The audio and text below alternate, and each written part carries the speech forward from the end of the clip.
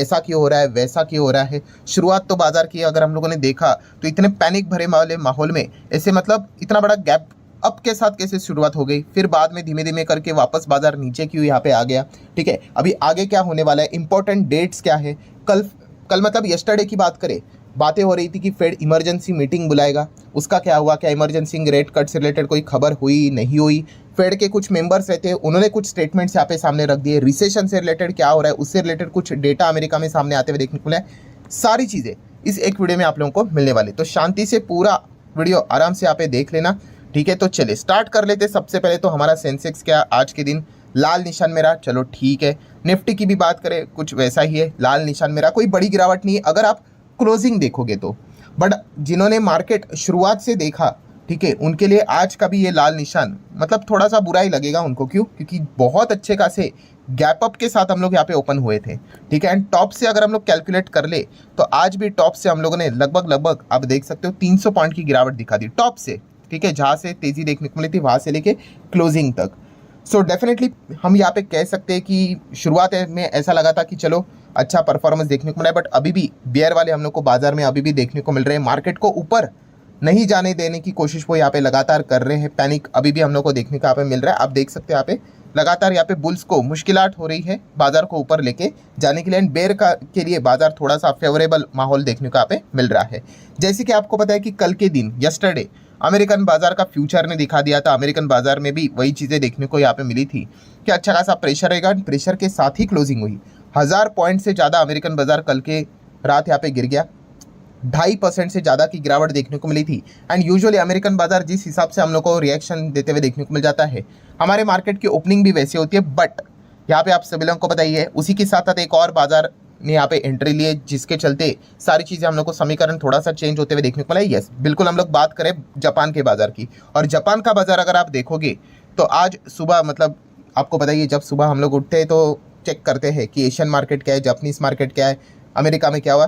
तो जापान के बाजार ने 10.25% की अच्छी खासी तेज़ी यहाँ पे ज़रूर दिखाई, क्योंकि इसके पहले हम लोगों ने देखा कि जापान का बाजार लगभग 10% इतना ही हम लोग को गिरते हैं, 10 से ज़्यादा ही गिरा था, 12-13% गिरा था। और आज के दिन की बात करें सुबह तो 10-10.25% की हम लोग को अच्छी खासी रिकवरी भी देखने को यहाँ पे मिल गई। सो डेफिनेटली इसी चीज़ के चलते हम यहाँ पे कह सकते हैं कि जो एशियन मार्केट थे उन्होंने थोड़ा बहुत ठीक परफॉर्मेंस यहाँ पे दिखाया, इसलिए हमारा ओपनिंग यहाँ पे ठीक ठाक रहा। सो बेसिकली अगर देखा कि अच्छा, काफ़ी लोगों के ये भी सवाल यहाँ पे आ ही जाते, उसको भी हम लोग कवर कर ही लेते हैं। ठीक है, अभी देखा कि ये तो कोई शेयर बाजार से रिलेटेड चीज़ तो है नहीं, ये तो स्कूल में सीखने वाली चीज़ है। मतलब अरे सर देखिए, कल के दिन तो 10% के आसपास क्रैश हुआ, ठीक है, आज के दिन देखिए 10% की रिकवरी हो गई। मतलब बोलते हैं ना कि खामखा लोग यहाँ पे डराते रहते, खामखा ये चीज़ें यहाँ पे चलती रहती है। अरे भाई ऐसा नहीं होता है, मैंने कितनी बार आप लोगों को बताया है, ये बेसिक चीज़ें हैं। कौन सी? कि काफ़ी लोग ये मिस्टेक करते रहते भाई, कोई भी स्टॉक अगर 10% माइनस में गया है एंड कोई भी स्टॉक अगर 10% प्लस में, भाई वो उसको सेम मान लेते हैं। अरे ऐसा बिल्कुल भी नहीं होता है। अगर आप ऐसा सोच रहे हो तो अगेन कहना चाहूँगा, स्कूल में जाना पड़ेगा आपको, 4th स्टैंडर्ड में बैठना पड़ेगा, आपको बेसिक मैथ सीखनी पड़ेगी।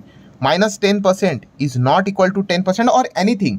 -40% इज प्लस 40% क्या ये सेम होता है? अरे बिल्कुल भी नहीं। ठीक है, मैंने इसके रिलेटेड भी आप लोगों को एक बात बताई थी। शेयर बाजार की बात कर ले, शेयर बाजार में एक स्टॉक कितना तेज हो सकता है, कितना भी। आपने देखा है स्टॉक में 500% की रिटर्न, 600% की रिटर्न लॉन्ग टर्म में देखे कि नहीं? अरे इससे भी ज़्यादा देखे, 1000 के भी देखे, 2000 के भी देखे, 2500 के देखे, ठीक है, 7000%, कुछ भी आपको रिटर्न्स प्लस में देखने को यहाँ पे मिल जाएंगे। कभी -2000%, -7000% कभी ऐसा देखा है नहीं। तो याद रखना, शेयर जब गिरता है ना तो मैक्सिमम वो कितना गिर सकता है? यस, -100%। -100 हो गया तो वो जीरो हो गया स्टॉक। ठीक है, और प्लस होने के लिए भाई, वो प्लस होने के लिए कितना भी भाग सकता है। तो ये मैं आप लोगों को मतलब आप देख सकते हैं, शेयर मार्केट छोड़ के गणित सिखा रहा हूँ आप लोगों को कि ये जो आप कह रहे हो कि भाई कल के दिन जो गिरा था -10% और आज देखो 10% रिकवरी हो गई, अरे सब कुछ तो ठीक हुआ। अरे किधर ठीक हुआ? ऐसा नहीं होता है भाई, वो तो छोटा सा ही रिकवरी है। अगर आप चेक करोगे 5 दिन का चार्ट पैटर्न, ये देखिए यहाँ से आ गिरा, ये 10% की तेजी तो बस इतनी सी ही नजर आ रही है।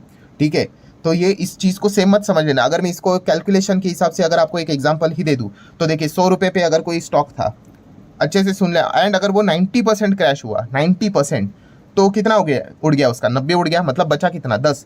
अगर नेक्स्ट दिन वही स्टॉक 90% और भागा तो क्या वो 90% गिरा, 90% भागा सेम, मतलब क्या वो वापस 100 पे जाएगा? अरे नहीं, वो 19 ही रह गया।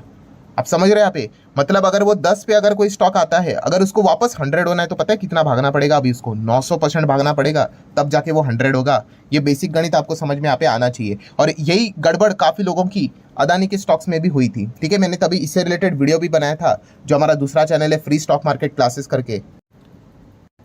ये देखिए, जो हमारा ये जो दूसरा चैनल है फ्री स्टॉक मार्केट क्लासेस, ठीक है, इसमें यहाँ पे मैंने वीडियो बनाया था, आपको दिखाना यहाँ पे चाहूँगा।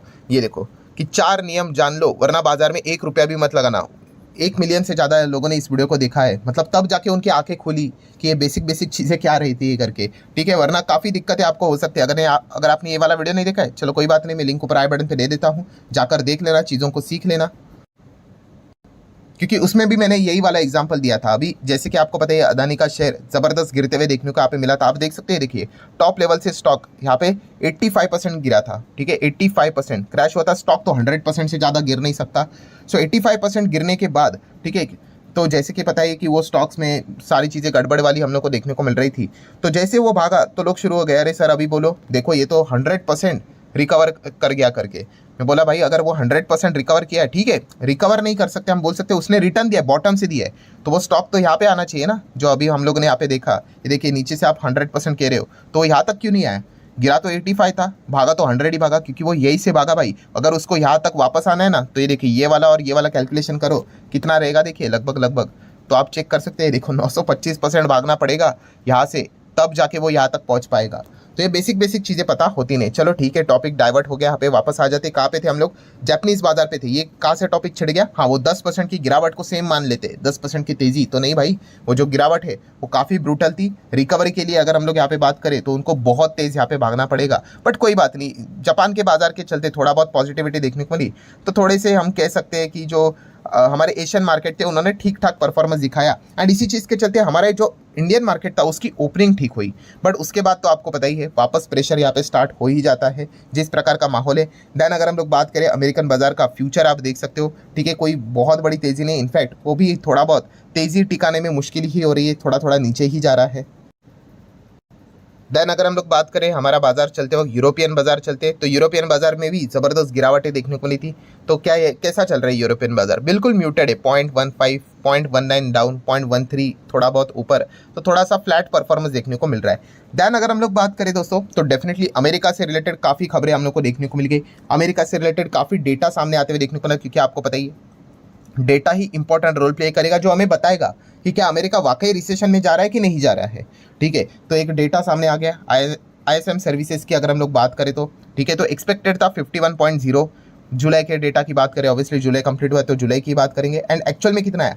51.4 आया, मतलब लिटिल बिट थोड़ा सा बेटर परफॉर्मेंस हम लोग को देखने को यहाँ पे मिल गया। एंड इसी चीज़ के चलते हम कह सकते हैं कि जो जुलाई का जो परफॉर्मेंस था सर्विस सेक्टर का, वो थोड़ा सा रिबाउंड वाला देखने को मिला। एम्प्लॉयमेंट थोड़ी बहुत रिकवरी देखने को मिल गई। बस ये थोड़ी सी एक सांत्वना वाली बात देखने को यहाँ पे मिल चुकी है कि फिलहाल तो चीज़ें रिसेशन में देखने को यहाँ पे नहीं मिल रही करके।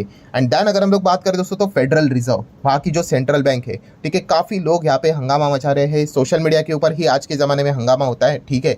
एंड इसी चीज़ के चलते अगर हम लोग बात करें दोस्तों, तो फाइनली फेडरल रिजर्व के जो ऑफिशियल्स है, ठीक है, तो उन्होंने आके बोल दिया भाई हमारा अमेरिका अभी भी रिसेशन में नहीं है। जिस प्रकार की बातें यहाँ पे बोली जा रही है रिसेशन आ गया, तो ऐसा कुछ भी रिसेशन देखने को नहीं मिल रहा है। एंड जो अभी हम लोगों ने डेटा भी देख लिया, ठीक है, उससे भी पता चल रहा है कि अभी तक वो रिसेशन में जाते हुए देखने को यहाँ पे नहीं मिल रहे। देन अगर हम लोग यहाँ पे बात करें तो कल के दिन जो हल्ला यहाँ पे मच रहा था, अरे भाई इमरजेंसी रेट कट करो, इमरजेंसी मीटिंग बुलाओ, तो फेड ने यहाँ पे बोल दिया कि हम लोग यहाँ पे emergency meeting and emergency rate cut यहाँ पे करने नहीं जा रहे हैं। I am not calling for an emergency fed rate cut, ठीक है, मतलब जो वो बातें करने यहाँ पे आए थे कि किसी ने तो सामने यहाँ पे आना चाहिए कि जब ये चीज़ें चल रही थी, तो उन्होंने बोला कि भाई अगर मैं सबसे पहले उन्होंने यही बोला आते वक्त कि भाई मैं कोई यहाँ पे इमरजेंसी रेट कट करने के लिए यहाँ पे नहीं आया हूँ, बट उन्होंने यही बात बोली है कि आने वाले समय में, ठीक है, वही फेड के पॉलिसी मेकर है, उन्होंने बताया, उन्होंने सिग्नल दिया है कि रेट कट आपको ज़रूर देखने को यहाँ पे मिल सकता है करके। वो गारंटी से तो बात नहीं करेंगे कि होगा ही करके, क्योंकि डेटा ड्रिवन मार्केट है भाई,